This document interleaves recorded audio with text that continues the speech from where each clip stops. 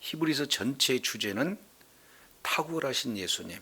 그래서 탁월하신 예수님에 대한 큰 6개의 주제를 우리가 살펴보고, 특히 이제는 선지자보다 뛰어나시는 예수님에 대한 내용을 1절부터 3절까지 살펴봤습니다.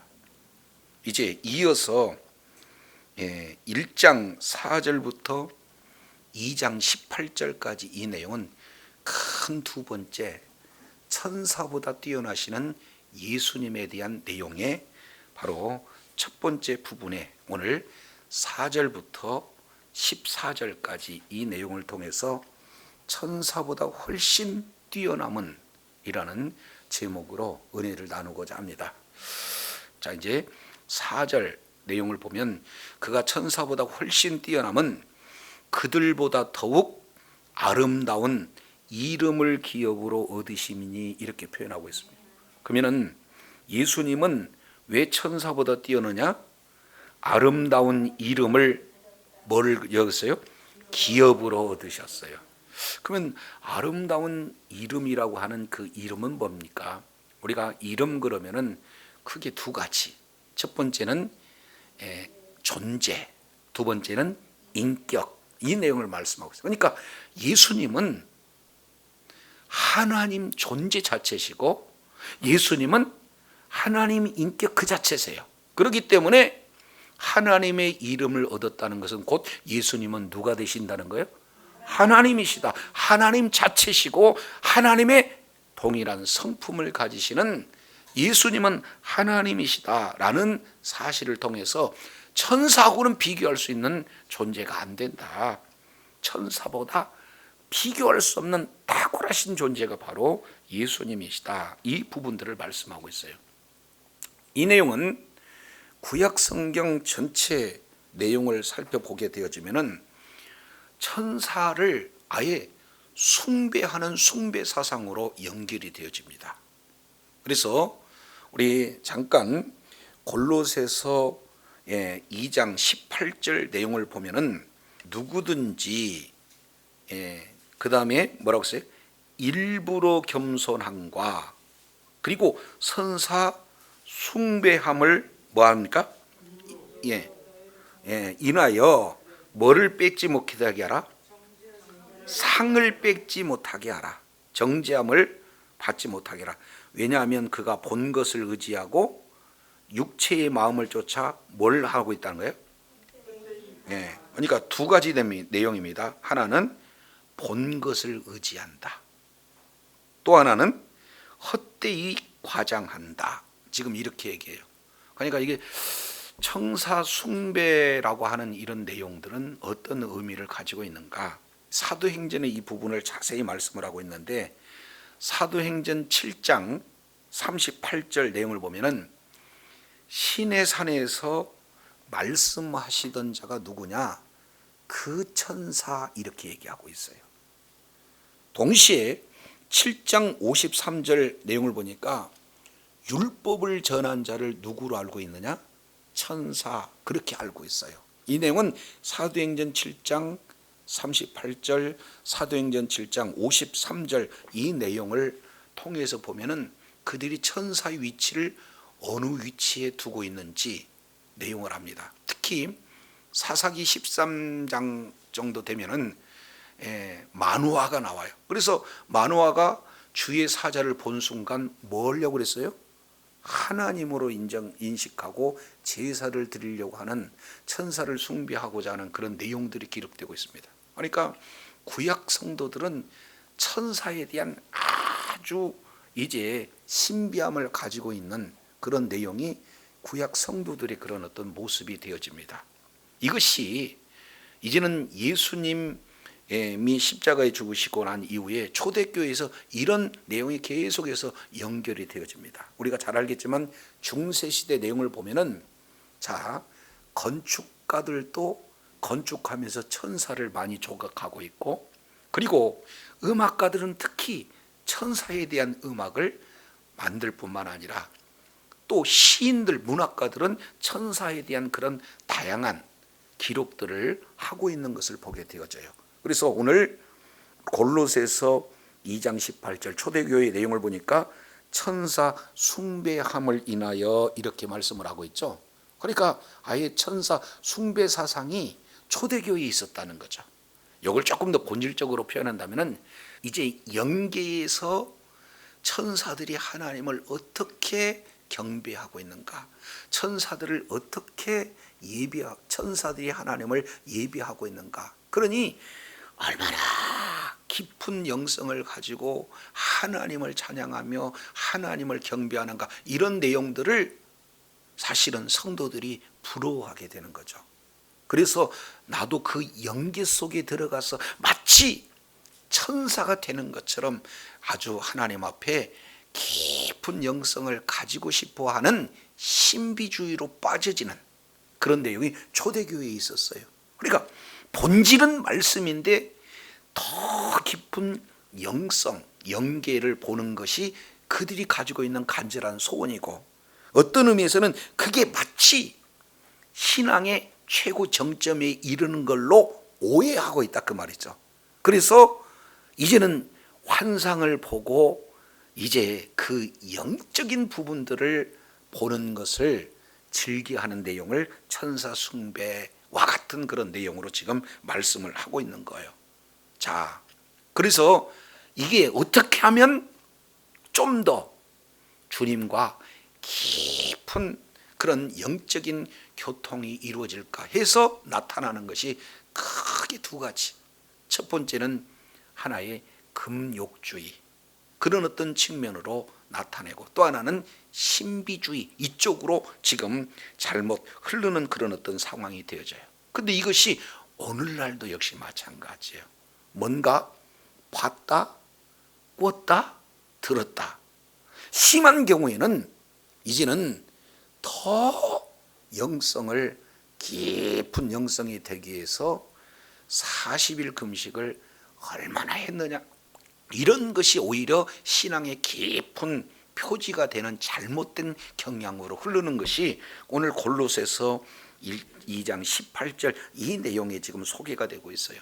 그러니 누가 환상을 봤느냐 이거 갖고 심판하고 정죄하지 말아라.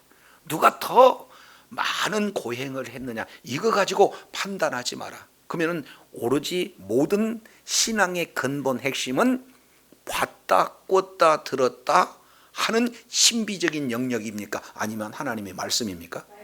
그래요. 그래서 골로새서 2장 18절 이 내용을 통해서 정말로 본 것에 의지하고 또 본 것을 조금 봤는데 과장하는 그런 어떤 내용이 결국에는 자기의 이미 주어진 상을 뺏기는 어리석은 자다라는 사실을 지금 골로새 교회 성도들을 향해서 경고하고 있는 내용들을 우리가 살펴볼 수 있습니다.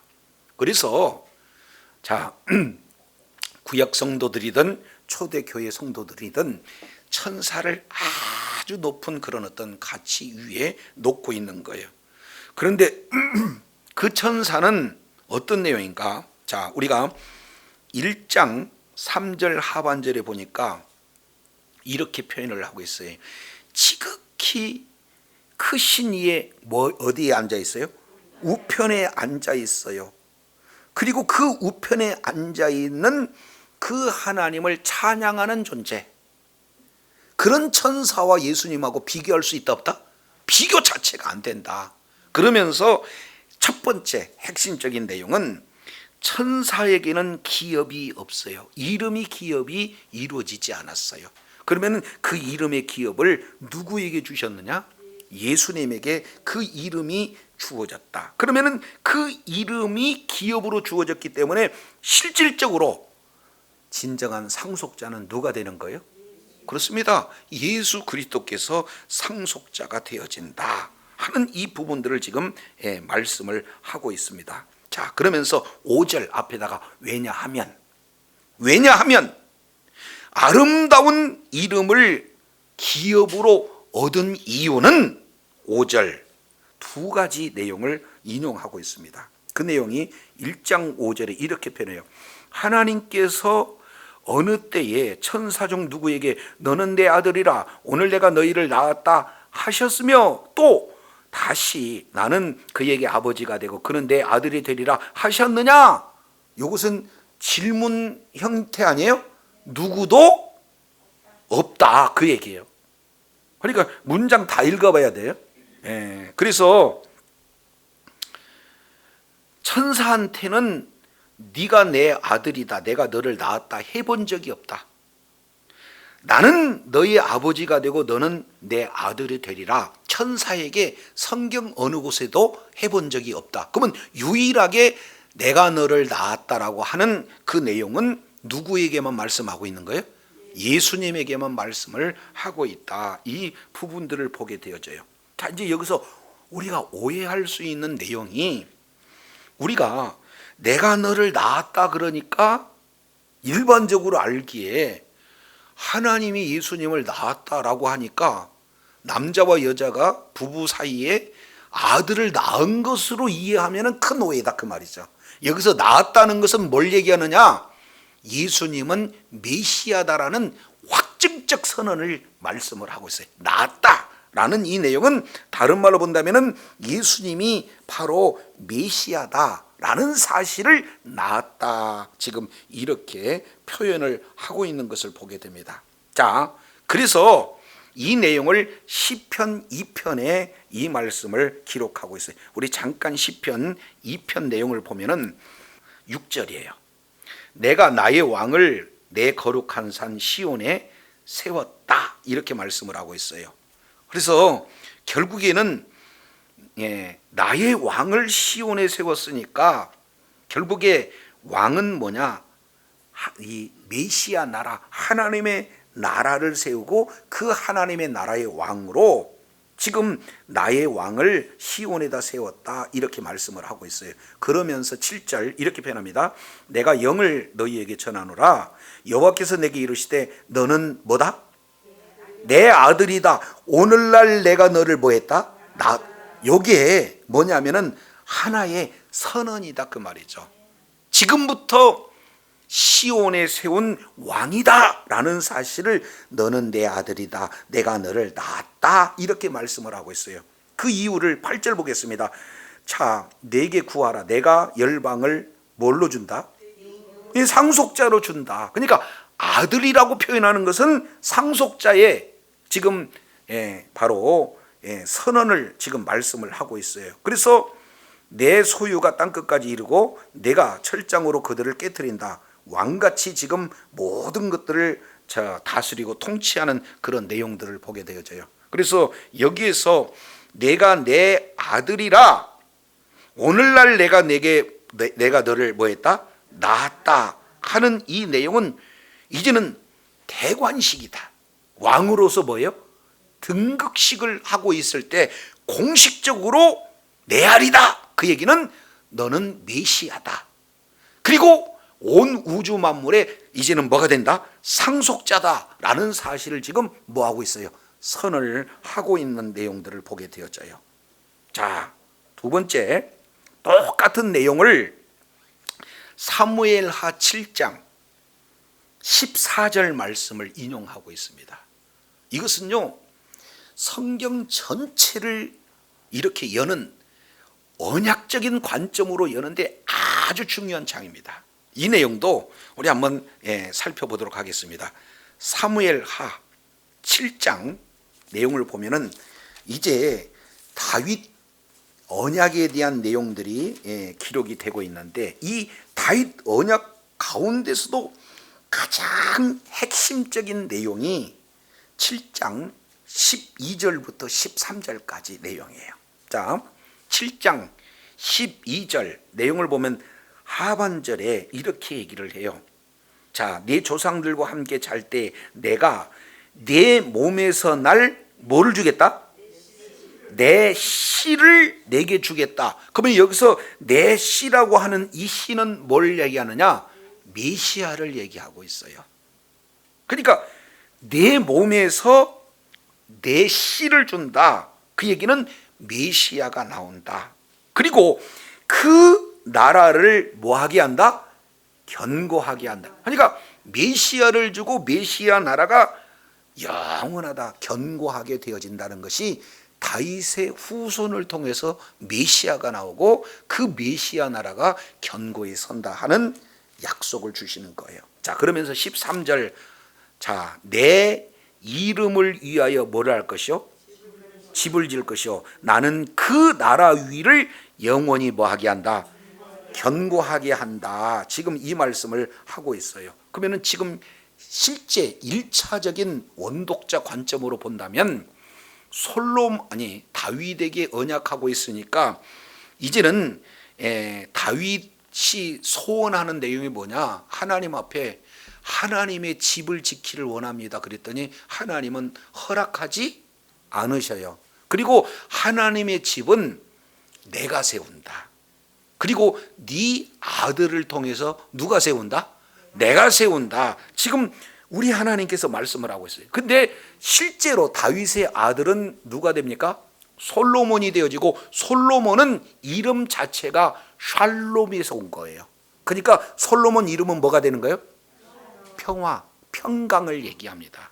그런데 이사야서 9장 6절 내용을 통해서 보면은 이제는 다윗의 후손으로 한 아이가 오는데 그 한 아이의 이름을 5가지 표현하면서 맨 마지막에 평강의 왕이다, 이런 말씀을 하고 있어요. 자, 그리고 이 내용을 히브리서 7장 2절 3절 내용을 보면은 멜기세덱 표현하면서 평강의 왕, 의의 왕이요 평강의 왕 그랬으니까 결국 예수님은 누가 되는 거예요? 평강의 왕으로 오신 분이 메시아 예수 그리스도인 줄로 깨달으시길 바랍니다.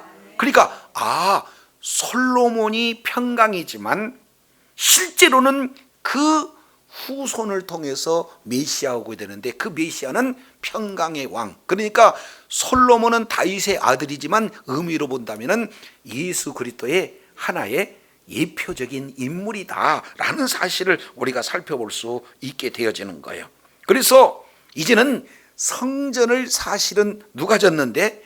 솔로몬이 졌는데 실제 그것은 하나의 그림자에 불과하고 예수님 자신이 바로 성전인 줄로 깨달으시길 바랍니다. 그래서 진짜 성전 지는 분이 누군데? 예수님이고 영원한 하나님의 나라의 왕이 누구냐? 예수님이시다라는 사실을 지금 말씀을 하고 있어요. 그러면서 그 나라가 영원히 견고하다. 근데 솔로몬의 왕국이 영원히 견고했나요? 아니잖아요. 그래서 영원히 견고한 나라는 메시아 나라예요. 그러면서 7장 14절 오늘 이 말씀을 인용하고 있습니다. 나는 그 아버지가 되고 그 다음에 그는 내 뭐가 된다?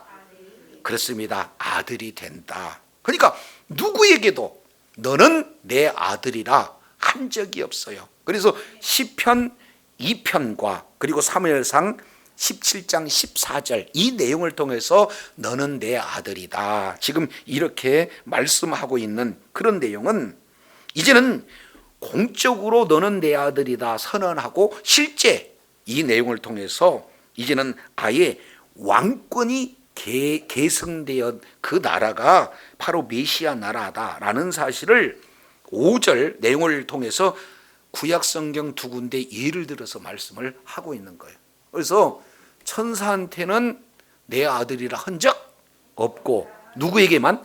예수님에게만 내 아들이다 라고 얘기했는데 내 아들이다라고 하는 그 아들이라고 하는 것은 말이 표현이 아들이지 누구예요? 예수님은 메시아다. 예수님은 왕이시다. 그래서 진정한 상속자는 바로 예수님이다. 왜냐하면 그분은 왕이시기 때문에 바로 공식적으로 선언되어지고 대관식을 통해서 예수님은 왕이다라는 사실을 구약성경 2가지 예를 들어서 지금 정확하게 인용해서 말씀을 하고 있는 거예요. 자, 이어서 천사와 예수님과 비교하는 내용이 6절, 7절에 또 한 번 기록이 되고 있습니다. 자, 6절 히브리서 1장 6절 내용을 보니까 또 그가 맏아들을 이끌어 세상에 다시 들어오게 하실 때에 그러면은 맏아들이 세상에 들어올 때 맏아들이 예수님이 혼자 오신 거예요? 그 그가 맏아들을 이끌어서 데리고 오신 거니까, 하나님께서 맏아들이신 예수님을 이끌어서 세상으로 함께 오신 거예요. 그죠? 그러면 여기서 맏아들이다 라고 하는 이 맏이라고 하는 이 내용에는 크게 두 가지 의미가 있어요. 바로 맏아들에게는 뭐가 주어지냐? 상속자예요. 그리고 맏이라고 하는 이 내용은 바로 시작, 근원이라는 그런 뜻을 가지고 있습니다. 그러니까 여기서 맏아들이다 라고 하는 내용은 이제 바로 상속자인 예수님께서 이제 이 땅에 오실 때, 자, 하나님께서 왕으로 등극하시고, 그리고 대관식을 거쳐서, 자, 이 아들이 바로 진정한 상속자다라고 손을 딱 들어주니까 예수님이 진정한 뭐가 되는 거예요? 상속자요, 왕으로서 등극되어진다는 것을 보게 돼요. 그러면 이제는 모든 이제 메시아의 나라의 등극식이 딱 이루어지니까 모든 그런 피조물들은 뭘 해야 되는 거예요? 6절 하반절에 보니까 하나님의 모든 천사는 그에게 뭐한다? 그렇습니다. 천사는 너희들이 아주 고귀한 존재로 알고 있는데 사실은 아들, 다른 말로 예수님이 예수님의 나라, 메시아 나라에 우리 하나님께서 등극을 하실 때 천사들은 예수님에게 경배할 존재고 예수님은 경배 받으실 분이니까 비교가 안 된다 하는 사실을 말씀하고 있는 줄로 깨달으시길 바랍니다. 그래서 저와 여러분이 오해를 하게 되면은 자칫하면은 천사를 부러워하고 천사를 또 사모하고 또 천사를 숭배하는 어리석은 자리 있는 내용이에요. 그런데 예수님은 정확하게 얘기해요. 천사보다도 나는 뭐하다? 비교 상대가 안 된다. 뛰어나다 하는 내용들을 첫 번째 내용을 통해서 보면은 왕권을 가지고 지금 말씀을 하고 있는 것이 4절부터 지금 5절까지 말씀을 하고 있어요. 두 번째 내용을 보면은 예수님께서 이 땅에 다시 오신다. 이것을 재림으로 볼 수도 있고 아니면은 하나님의 나라를 가지고 오시는 예수님으로 볼 수 있어요. 학자마다 조금 차이가 있어요. 그러나 우리 주님이 이 세상에 오실 그때에 천사들은 예수님을 뭐 하신다는 거예요? 경배하는 그런 존재고 우리 예수님은 경배받을 존재예요. 더 나아가서 7절에 두 가지로 이렇게 표현을 하고 있습니다. 자, 7절 내용을 보면은 뭐라고 말씀하고 있습니까? 또 천사들에 관하여는 그는 그의 천사들을 뭐라고? 바람은 그의 사역자를 뭘로? 여기서 천사들을 바람으로 했다. 여기서 천사라고 하는 것은 메신저, 다른 말로 소식 전하는 자로 하나님이 쓰시는 자들을 천사 이렇게 표현을 해요. 근데 어떻게 쓰느냐?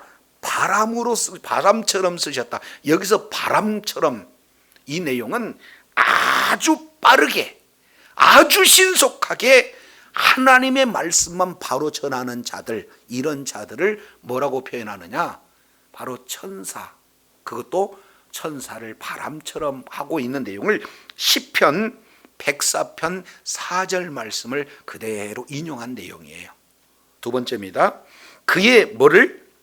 사역자. 여기서 사역자라는 것은 하나님의 말씀을 이루는 자예요. 실제 말씀 그대로 이루는 자를 일꾼, 다른 말로 사역자, 다른 말로 종, 그렇다 그 말이죠. 그들은 어떻게 이루느냐? 불꽃처럼 이뤄요. 우리가 잘 알겠지만 불은 모든 것을 다 태우잖아요.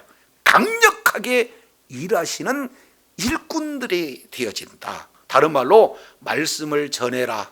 또 전한 말씀을 그대로 이루라. 이렇게 우리 주님께서는 이제 일꾼으로 부리는 존재가 천사고, 또 천사는 예수님의 말씀에 그대로 순종하는 일꾼에 불과하다. 그런데 어떻게 천사와 예수님과 비교할 수 있는 그런 존재겠느냐 하는 내용들을 구약 성경 예를 시편 104편 4절 이 내용을 그대로 들고 신명기 32장 43절 이 말씀을 그대로 지금 인용해서 이렇게 표현하고 있는 거예요. 자, 그러면서 이제 구체적으로 표현해요.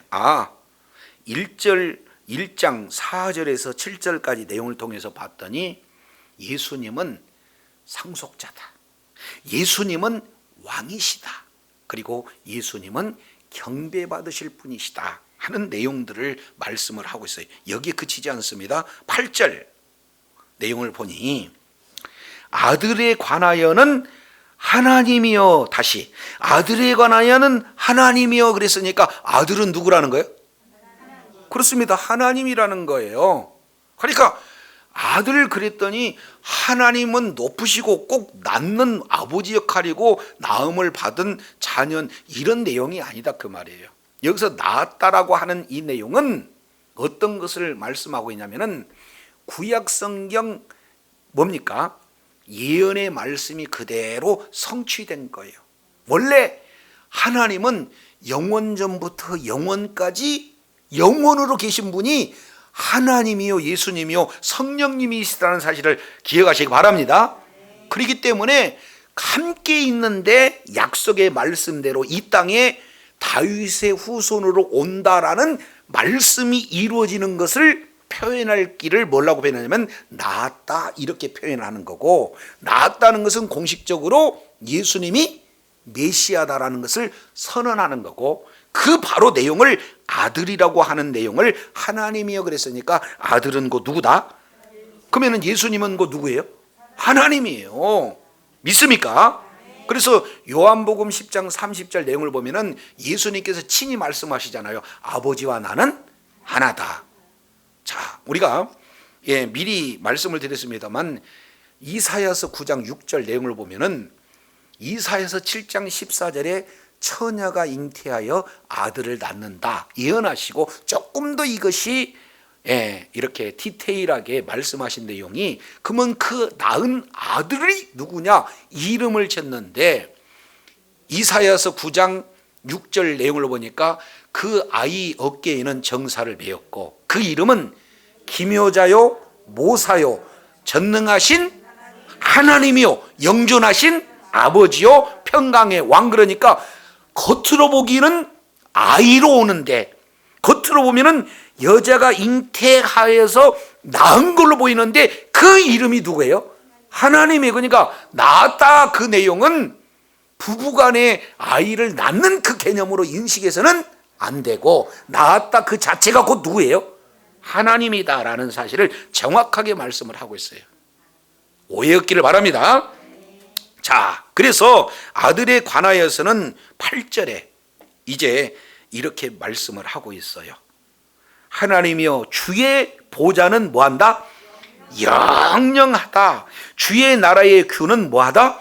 공평한 구이다. 그러면 결국 이제는 메시아 등극식을 거쳐서 이제는 영원한 메시아의 나라, 영원한 예수님이 통치하신 그런 하나님의 나라에 예수님이 뭘 이렇게 하시냐면은 보좌를 놓고 보좌에서 영영히 앉아 계셔요. 그러면 이 보좌라고 하는 것은 그 자체가 뭐예요? 통치 장소예요. 그러면 어떻게 메시아 나라에서 예수님은 통치하는가? 그 다음에 그의 주의 나라의 규, 이 규라고 하는 것은 통치권을 지금 말하고 있는 거잖아요. 그래서 주의 나라의 규는 무슨 규다? 공평한 규. 이 세상에서는 어떤 나라, 어떤 정부, 어떤 정치가라고 한다 할지라도 공평을 얘기하지만 사실은 이 세상에는 공평이 없어요. 그래서 오직 했으면 있는 사람한테는 법이 좀 쏠리고 없는 사람한테는 없는 죄도 이렇게 만들어서 되는 그런 어떤 상황이 이 세상에 어떤 나라이든지 있다 그 말이에요. 그러나 예수님께서 다스리시는, 예수님이 통치하신 그 나라는 균등하다.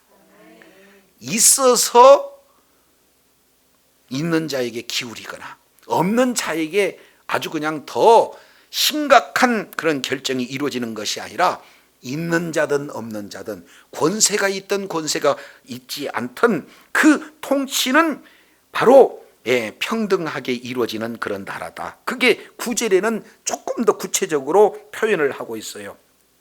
9절 내용을 보니까 주께서는 의를 뭐하시고 사랑하시고 불법을 뭐하세요? 이것이 바로 예수님의 성품이다 그 말이죠.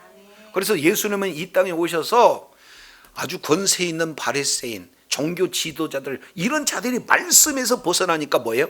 책망하지만 어떻게든지 그 심령이 가난했던 소외된 자, 특히 과부, 고아, 그리고 또 사회적으로 지참받는 세리 이런 자들에게도 우리 주님께서는 이제 눈높이로 찾아오셔서 그들에게 은혜를 주신 분이 바로 주님이셔요. 그렇기 때문에 예수님이 통치하신 나라는 한쪽으로 기울인 나라가 아니라 이제 어떻게 해요? 공의가 실현되는 나라, 불법은 이제 이루어지지 않는 그런 나라다라는 사실을 말씀하는데 9절 하반절에 그러므로 하나님 곧 주의 하나님이 즐거움으로 자발적으로 기쁨으로 즐거움으로 뭘 부어줘요? 기름을 붓는다. 여기에 기름 붓다라는 내용이 메시아예요. 다시 기름 붓는다의 히브리어가 뭐다고? 메시아. 그러니까 기름을 부었다는 것은 메시아의 사명을 감당하기 위해서 기름을 불렀는데 내 동료들보다도 뭐하다? 뛰어나게 하셨다. 그러면은 여기서 1차적으로는 지금 시편 45편 6절 7절 말씀을 하나님이여 주의 보좌가 영영하고 주의 나라의 균은 공평한 균이다. 그가 의를 사랑하고 불법을 미워하며 그리고 뒤에 내 종들보다 승하였도다. 이 내용은 시편 45편 6절 7절 말씀을 인용한 거예요. 이것은 언제 인용하냐면은 솔로몬이 왕위로 등극할 때 메시아를 축하하기 위한 시편이에요. 그러니까 시편 45편을 인용한 것은 지금 누가 등극하고 있는 거예요 이제? 메시아가 등극하고 있는 상황을 솔로몬이 등극하고 있는 그 시편을 인용하고 있다 이렇게 보게 되어져요. 그러니까 실제 등극식이 이루어지는 내용은 이제는 우리 주님이 이제 너는 내 아들이라 공식적으로 선언하고 그죠? 직접 손을 들고 와서 등극식을 할 때 많은 피조물들이 경배 찬양을 올 때 천사들도 찬양하고 그 천사들은 이제 왕이 되신 예수님의 말씀을 이루는 사역자에 불과하고 결국 예수님은 그 나라의 영원한 나라의 통치자가 되어서 이제 계속해서 통치하시는 그런 어떤 가운데 있는데 자, 네 동료들보다 높다 비교할 수 없다 그 얘기는 1차적으로는 솔로몬 주변의 왕들과 비교할 수 없다는 거예요. 그러니까 많은 왕들이 있는데 그 왕들과 비교할 수 없는 왕들 중에 왕 이 내용을 뭐라고 표현해요? 만왕의 왕이다. 솔로몬이 그랬어요. 그런데 그건 하나의 그림자에 불과하고 이 만왕의 왕은 누가 되시는 거예요? 진짜는? 예수 그리스도께서 만왕의 왕 만주의 주가 되시는 줄로 믿습니다.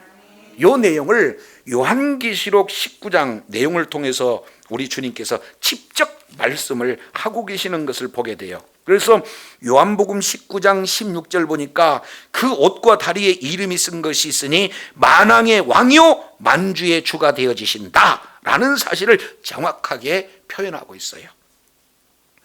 그래서 점점 자 예수님이 천사하고 비교할 수 없는 천사보다도 탁월한 존재가 바로 예수님이다.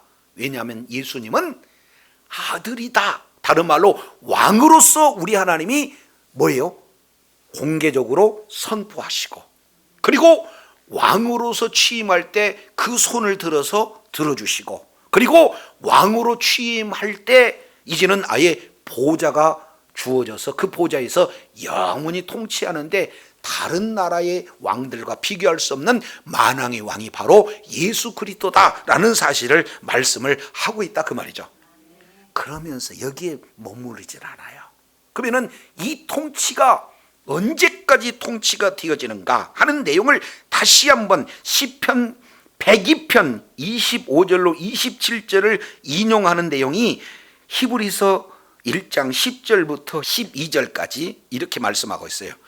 주여, 태초부터 주께서는 땅의 기초를 뭐 하셨으며? 두셨으며 하늘도 주의 손으로 뭐 하신 바라? 그러면 결국 주님은 누구시라는 겁니까? 창조주 하나님이란 거예요. 예수님은 누구예요? 창조주 하나님. 그러니까 이 세상을 지키기 이전부터 우리 주님은 계셨고, 그리고 우리 주님께서는 창조할 때 동역하셔서 실제 창조 일을 감당을 하시는 창조주 하나님이 예수님이시다. 자, 그럴 뿐만 아니라 11절 보세요. 그것들은 영원히 멸망할 것이나 해서 그것들은 뭐가 되는 거죠? 그것들은 10절에 보니까 땅의 기초, 하늘도 그랬으니까 땅과 하늘. 우리가 생각했을 때 하늘은 영원할 것 같잖아요. 땅도 영원할 것 같잖아요. 그런데 땅과 하늘은 언젠가는 무엇이에요? 멸망한다. 이걸 베드로후서 3장 10절 내용을 보면은 아예 그냥 다 우리 주님이 태워서 없앨 날이 있다 그 말이야. 그러나 오직 주는 뭐 하신다? 영존하신 것이다. 그래서 그것들은 다 옷과 같이 낡아져요. 아니, 옷을 입으면은 한 해 두 해 계속 있다 보면은 뭐가 돼요? 그렇죠, 낡아져요, 헤어져요. 그러면은 어떻게 됩니까? 이 모든 내용을 다 이제 버리게 되잖아요. 그죠? 태워버리는 그런 어떤 내용이 되어지잖아요. 그런 것처럼 다 옷과 같이 낡아질 수밖에 없어요. 그래서 헌 하늘 헌 땅이 되어진다 그 말이에요. 지금 우리가 살고 있는 보고 경험하는 이 땅은 헌 땅과 헌 하늘이 돼. 그러면 의복처럼 완전히 새롭게 갈아입은 이 우리가 보고 있고 경험하는 이 하늘과 땅은 온데간데 없이 다 사라지고 어떻게 돼요? 새 하늘과 새 땅이 다시 의복을 갈아입는 것처럼 새 하늘과 새 땅을 입을 수 있는 분이 누가 되느냐? 예수 그리스도다. 그래서 이 우주 만물은 지금 있으나 영존하지 않고 없어질 존재지만 우리 하나님께서는 지금 하늘에서도 앞으로 올 새하늘과 새 땅에서도 영존하시는 창조주시고 영원히 통치하시는 만왕의 왕이요 만주의 주가 되신다는 사실을 시편 102편 25절 27절 내용을 통해서 증명하고 계신다는 사실을 기억하시기 바랍니다. 그래서 예수님과 천사를 비교하고 두 번째 천하 우주 만물과 예수님을 이렇게 비교하면서 예수님은 하나님이시다라는 사실을 하나하나 지금 히브리 성경을 잘 알고 있는 히브리인이 개종한 이제 기독교인에게 지금 하나하나 예수님이 누구신가를 그들이 잘 알고 있는 구약 성경을 인용해서 증명해 나가고 있는 것을 보게 돼요. 그러면 예수님의 통치는 그러면 언제까지 이루어지는가? 자, 봤더니 13절 이렇게 표현을 해요. 어느 때의 천사 중에 누구에게 내가 내 원수로 내 발등상 되게 하기까지 너는 내 우편에 앉아있으라 하였느냐? 그러니까 결국 천사한테 내 우편에서 앉아있으라 했다는 거예요? 예수님에게만 앉아있으라고 그래요? 그럼 언제까지예요? 내 원수로 뭘 때까지? 발등상. 이 발등상이라는 건 발판이에요. 여호수아 10장 24절 내용을 보면 고대 전투에 승자와 패자에 대한 내용들을 말하고 있어요. 그래서 여호수아 장군이 이제 가나안 장군들을 잡아놓고 머리를 땅에다 대고 밟아버려 이렇게. 그 얘기는 뭐예요? 최후 승리했다라는 그런 어떤 내용이에요. 이해가 되시죠? 그러니까 고대 전쟁에서는 이기는 왕이 진 왕을 아예 발판을 삼는데 사람을 뭐예요? 발판을 삼았어요. 이해가 되시죠? 이것은 지금 시편 110편 1절 이 내용을 지금 인용한 말씀이거든요. 근데 이 인용한 말씀을 우리가 자세히 살펴보면은 여기서 내 원수가 발등상에 되기까지 했을 때 내 원수는 누가 됩니까? 창세기 3장 15절 이후에 여인의 후손은 누굽니까? 여자의 후손은 예수님이시고, 그 예수님은 사탄의 머리를 뭐예요? 발로 밟을 그때까지 하나님 보좌 우편에 앉아 계셔. 믿습니까? 그러면은 예수님은 이 땅에 잠시 잠깐 사람의 몸을 입고 오셨지만 그분은 누구예요? 하나님이셔요. 그런데 그 하나님께서 이제는 십자가에 죽으시고 부활하심으로써 이제는 모든 세상 사람들을 이제는 바로 죄사함의 그런 놀라운 구속 사역을 다 이루시고 난 다음에 하나님 보좌에서 지금 계시고 거기에서 통치하실 뿐만 아니라 그곳에서 우리를 위해서 중보하고 계시는데 어느 때까지? 원수를 완전히 밟아버릴 때까지, 다른 말로 사탄 마귀를 멸하실 그때까지 하나님 보좌 뭐예요? 우편에 앉아 계신다. 그래서 하나님의 나라는 언제부터 통치가 이루어지느냐?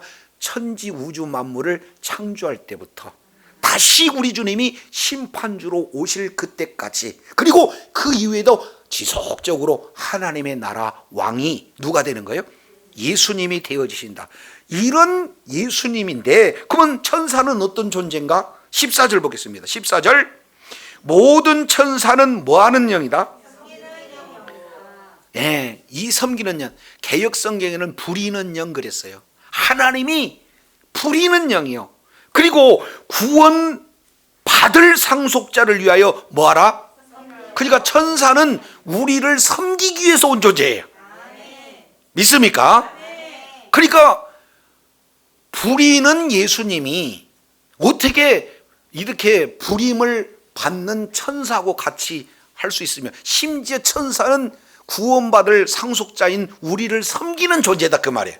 그래서 천사하고 비교의 대상이 안 된다. 그래서 탁월하신 예수님이 이제 천사보다 탁월하다. 잘못 천사관을 가지고 있는 구약 성경, 구약 시대의 사람들이나 아니면 이제 초대교회의 그런 사람들이 잘못 천사를 알고 있는데, 그런 천사와 비교할 수 없는 분이 바로 우리 예수님이다라는 사실을 말씀하고 있어요. 그래서 오늘 내용을 통해서 이제 살펴보니까 예수님은 누구신가?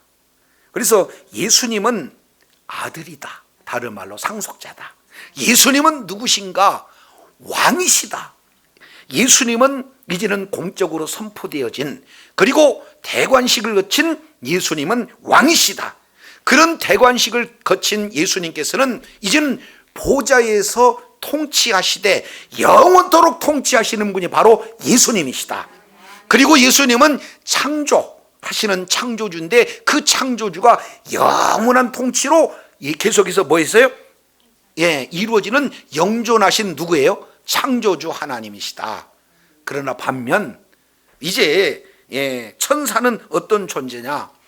이제는 예수님을 경배할 존재, 예수님의 심부름꾼, 그리고 오히려 성도를 섬기라고 부리는 그런 영에 불과하다라는 사실을 말씀하고 있어요. 그래서 천사와 예수님을 이제는 하나하나 구약성경 7구절을 통해서 하나하나 증명하면서 왜 예수님이 이렇게 탁월한 예수님인가 라는 사실을 저와 여러분에게 말씀을 하고 있어요.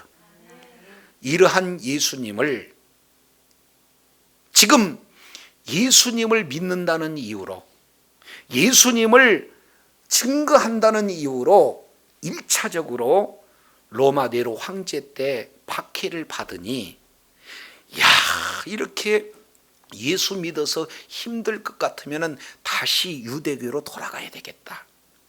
아주 유혹하는 그런 무리들도 있고 마음 가운데 요동치는 그런 어떤 마음도 있는데, 너희가 돌아가게 되어지면 너희들이 그토록 존경에 맞지 않는 선지자들과 비교할 수 없는 분이 바로 이런 예수님이고, 너희들이 그토록 신앙의 지존이라고 천사들을 섬기고 있는데 그 천사하고 비교할 수 없는 분이 바로 예수님이다.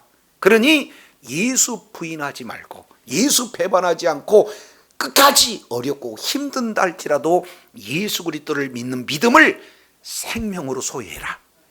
그래서 예수 그리스도의 그런 나라 안에서 예수님이 보호해 주시고 또 예수님께서 공급해 주시고 예수님께서 이기게 하여 주신 분이 바로 주님이기 때문에 예수 그리스도를 믿는 믿음을 가지고 날마다 승리할 것을 말씀하고 있는 줄로 깨닫시길 바랍니다. 저와 여러분이 그저 입 딱 다물고 주일날 되면은 습관적으로 와서 예배 드린다 그러면은 이런 거 걱정 안 해요. 그렇지 않습니까? 그런데 어떻게든지 예수 믿으시라고 어떻게든지 말씀대로 살고자 몸부림치는 자에게는 반드시 박해가 따르고 손해가 따르고 어려운 환경에 놓여져요.